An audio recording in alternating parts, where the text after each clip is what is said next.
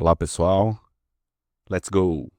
Seguinte, continuando o raciocínio comigo, a gente vai falar então, a gente vai continuar falando sobre o caso do Hilliard. Ah, eu recomendo que vocês vejam os vídeos anteriores para seguir todo o processo dessa história e conforme a gente vai contando essa história, a gente vai tirando o aprendizado clínico daí. Então, a gente tem, então, relembrando muito rapidamente, esse aqui é o Hilliard, e ele chega lá até na UPA, acompanhado de uma cuidadora formal. Ela tem uma queixa de falta de ar. A gente viu os sinais vitais dele, e os sinais vitais estavam muito tranquilos. Ele tinha uma taquicardia leve, frequência cardíaca de 100. Ele não estava taquipneico, mas sua frequência respiratória dele era de 20. A pressão aparentemente estava ok e ele saturava muito bem e estava sem febre. E ele tinha uma queixa de falta de ar. Na última aula, a gente tinha comentado sobre a possibilidade de fragilidade, porque você observou um andar lento, e quando você percebeu que ele subiu na maca, você percebeu ele levemente ofegante. Isso é interessante porque naquela aula passada a gente falava sobre autonomia, sobre funcionalidade. E a presença de um cuidador implica em algum grau de dependência, e isso é interessante a gente notar. Logicamente, essa dependência pode ser causada pela doença atual.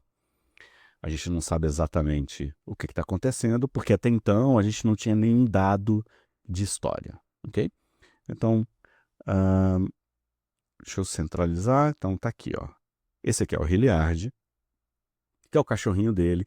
E aí você vai perguntar assim para ele aquela famosa pergunta aberta sobre como é que eu posso ajudar, o que está acontecendo.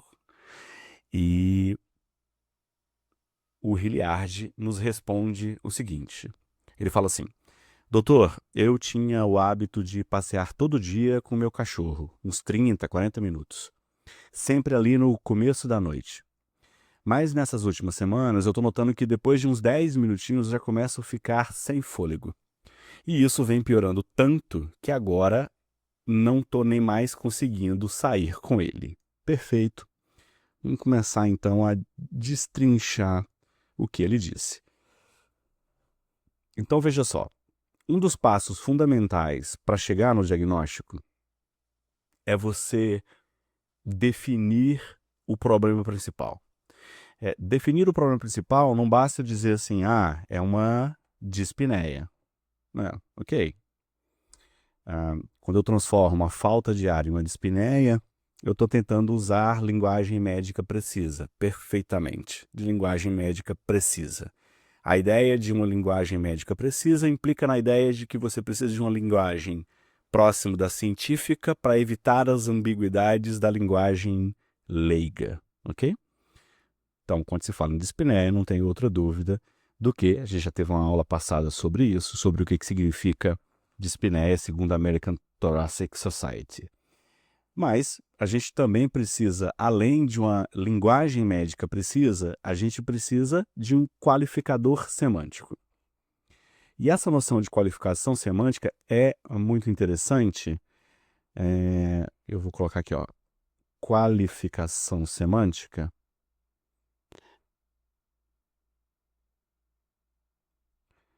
Qualificador semântico. Um qualificador semântico, dito de uma forma muito simples, seria uma espécie de adjetivo do substantivo. É algo que, de alguma forma, descreve o problema. E ah, no caso da medicina, ela dá um sentido para a queixa. Dito de uma forma mais simples, com outras palavras, o qualificador semântico seriam os descritores semiológicos típicos que a gente costuma usar quando a gente vai avaliar qualquer sintoma ou sinal. Muita gente aprende quando vai fazer a avaliação de um paciente com dor, sobre a localização da dor, a irradiação, o padrão temporal, os sintomas associados, o que piora, o que melhora e assim vai. Então, todos os sintomas têm qualificadores que são mais ou menos importantes. E a dispneia tem lá seus qualificadores semânticos. É interessante que a gente, ao ouvir o Hilliard, a gente consiga identificar esses qualificadores durante a fala dele. Então, olha só, vamos analisar a fala do que ele diz e vamos tirar conclusões a partir daí. Então vamos lá. A primeira coisa que ele fala assim: eu tinha o hábito de passear todo dia com meu cachorro. O que isso implica? Implica em um idoso ativo e independente. Parece que é, né? Passeava todo dia com cachorro, todo dia com cachorro. Parece ser um idoso ativo e independente. Lembra quando a gente falou de fragilidade?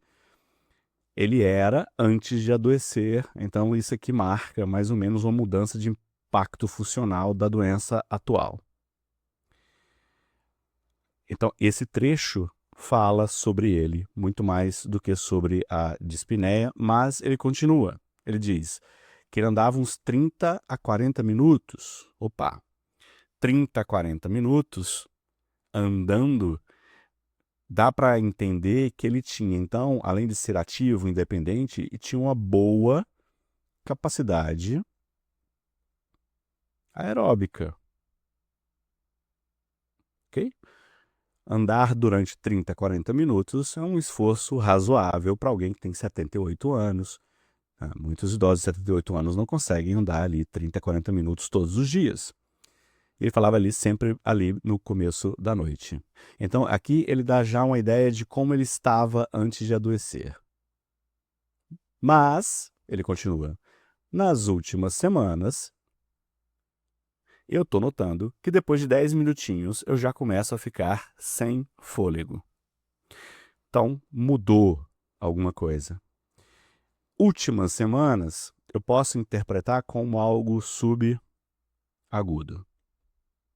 Ok? Dias agudo, dias a semanas subagudo, semanas, meses crônico. Horas superagudo, minutos superagudo. Então tem uma ideia mais ou menos geral de padrão temporal. Então eu posso chamar esse última semana de subagudo. E ele está notando que depois de 10 minutinhos já começa a ficar sem fôlego. Então ele tinha uma boa capacidade aeróbica, ele não tinha falta de ar quando andava 30, 40 minutos, mas agora após 10 minutos já começa a ficar sem fôlego. Alguma coisa mudou e ele tinha uma boa capacidade, agora ele tem uma dispneia aos esforços. Não é isso? Para a gente ter uma ideia de quantidade de esforço, a gente tem que ter uma ideia de como é que era o básico dele. Então ele dizia, olha, ele andava 30, 40 minutos, agora ele anda 10 minutos e começa a ficar sem fôlego. Então ali parece que ele começou a ter uma dispneia aos esforços moderados. Só que ele continua, e ele fala que isso vem piorando. Então ele me dá um outro dado sobre o tempo. Então há uma progressão. Então esse problema é progressivo e que atualmente ele tem uma dispneia aos... Não estou conseguindo mais sair, então aos mínimos esforços. Lembra que você observou que ele, quando subiu na maca, ele se senta na maca, você percebe ele levemente ofegante. Então, subir naquela maca, que é uma escadinha para subir na maca, o deixou ofegante, então combina com essa ideia de progressão e de que agora ele deixou de fazer as coisas porque está com muita falta de ar. E olha só que interessante, isso implica em uma coisa que chama impacto funcional. Impacto funcional. E não é à toa que agora ele tem um cuidador presente para levá-lo até a UPA. Então, quando eu... Então, eu tenho que fazer... Então, você está vendo que eu tenho esses qualificadores semânticos e eu vou traduzir isso para uma linguagem médica. Linguagem médica precisa. Então, o que eu vou dizer é que o problema do meu paciente... Vou colocando aqui. Aqui eu acho que dá... Não, vou colocar aqui assim... Isso. Sobre a dispneia, então, eu estou diante de um paciente com uma dispneia aos esforços subaguda e progressiva, que atualmente ocorre aos mínimos esforços, com impacto funcional muito importante. Bum! Essa é a que a gente chama de linguagem médica precisa. Ok? Legal? Isso é interessante e vocês têm que entender que isso aqui é uma forma de tradução. Eu estou traduzindo as palavras do meu paciente em uma linguagem médica.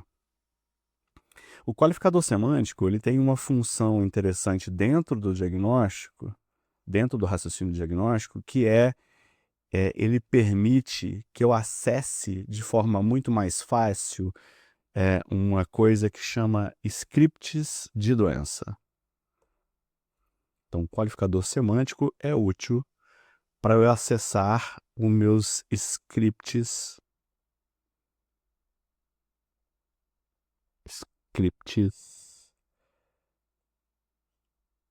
de doença, ou meus roteiros de doença. Então, olha só, o que é isso? Na minha cabeça, eu tenho montado uma série de pacientes modelos para cada diagnóstico. Então, para cada diagnóstico, eu tenho uma expectativa de gênero, idade, estado corporal, estado geral na hora que chega, das queixas que o paciente está sentindo e como é que ele sente. Esse tipo de script que a gente monta de forma... não é um caderninho que eu vou anotando, mas eu vou construindo na minha memória relacional para eu poder usar na prática. Ela depende muito dos estudos que eu faço e das experiências que eu vivo. Então, quando eu integro, e isso é importante na vida profissional, a integração do estudo com a experiência. Tem gente que só estuda e não liga o que ele estudou com a experiência real, e tem gente que observa a experiência real e não busca estudar o que acabou de ver. Então não há uma integração e os scripts ficam ruins. Então, quando eu tenho bons scripts, é mais fácil para eu identificar alguns problemas de forma mais rápida. Então, lembra que a gente tinha comentado lá no início, que eu tinha comentado assim, olha, o cara tá lá com falta de ar, eu não sei o que ele tem. Eu ia pensar na possibilidade de insuficiência cardíaca, na possibilidade de pneumonia, por exemplo, na possibilidade de anemia e na possibilidade de acidose. E eu estou falando aqui assim. Eu pensei aqui pensando nos mecanismos fisiopatológicos que produzirão a dispneia. Eu não estou pensando no diagnóstico final. Então eu pensei, bom, o cara está com falta de ar porque ele tem coração insuficiente, ele está com falta de ar porque ele tem um problema de ventilação-perfusão por causa da pneumonia, ele está com falta de ar porque ele está muito anêmico, ele está com falta de ar porque está tentando compensar uma acidose metabólica. Olhei, aí as causas disso vai buscar os diagnósticos finais. E aí eu pensei nessas possibilidades, né? E para cada script desse, por exemplo, para cada problema desse aqui, eu tenho possibilidades. Então, por exemplo, eu vou dar um exemplo aqui. Ah, eu pensei em pneumonia comunitária. Geralmente, pneumonia comunitária é uma doença aguda. E o tempo de instalação é de poucos dias, ok? Por causa disso, ah, não é esperado que essa dispneia seja desta forma, subaguda e progressiva. Últimas semanas é muito tempo para pneumonia. Então, essa possibilidade cai. Mas insuficiência cardíaca sugere fortemente, porque diferentes causas de insuficiência cardíaca se instalam de forma subaguda para crônica. Para crônica, não é? E aí isso sobe a minha probabilidade. Da anemia também, isso sobe de forma subaguda para crônica, de forma mais frequente, tá? É lógico que tem anemia aguda. É lógico que o cara fica anêmico agudamente, por exemplo, por sangramento ou por uma hemólise de grande monta e o cara fica anêmico agudamente, ele se apresenta dispneico agudamente, mas esse não é o mais comum ou mais prevalente. A gente vai comentar sobre teorema de Bayes, sobre raciocínio baseado no teorema de Bayes, falando sobre essas ideias, sobre probabilidade pré-teste, né? Então, antes de eu começar a avaliar, eu tenho hipóteses mais ou menos prováveis, e conforme eu testo, essas hipóteses vão aumentando a probabilidade ou diminuindo a probabilidade. É isso que está acontecendo. Então eu penso, nossa, esse cara está com pneumonia. Aí ele fala, eu estou com falta de ar já tenho mais de mês. Aí eu, não deve ser pneumonia. Porque é muito pouco provável que pneumonia se arraste tanto tempo assim. Entendeu? É isso. Acidose também seria algo mais agudo, acidose metabólica, então eu acho que cairia essa posição. Então, nesse caso, nessas 4 possibilidades aqui, eu, eu caio a possibilidade de pneumonia e acidose, mas sobe a probabilidade de insuficiência cardíaca e anemia. Por quê? Porque ela combina com os scripts de doença que eu tenho na minha cabeça. A gente, eu pretendo fazer vídeos especificamente sobre montar scripts de doença, com essa ideia, mas eu queria fazer só uma introdução, porque neste momento a gente está preocupado em identificar por que o Hilliard está com falta de ar. E agora o que eu já sei é que o Hilliard é um idoso que era ativo, independente, que tinha uma boa capacidade aeróbica, que apresenta uma dispneia subaguda progressiva aos esforços e atualmente aos mínimos esforços com um impacto funcional muito importante. Embora essa queixa tenha grande impacto funcional, o paciente tem uns sinais vitais mais ou menos estáveis, está levemente taquicárdico, qualquer frequência respiratória no limite superior, uma PA aparentemente ok, saturando bem e sem febre. Mas mais história é necessária para eu poder imaginar de forma um pouco mais clara por que o Hilliard está doente. Então, acompanhe os próximos vídeos e a gente vai desvendando esse caso nos próximos vídeos. Valeu? Um abraço. Não deixa de voltar aqui, tem vídeo pra caralho já. Eu acho que já tem, eu já devo ter quase, eu já tenho 200 vídeos publicados, pelo menos. E a ideia é que eu publique muito mais. Valeu. Um abraço pra vocês.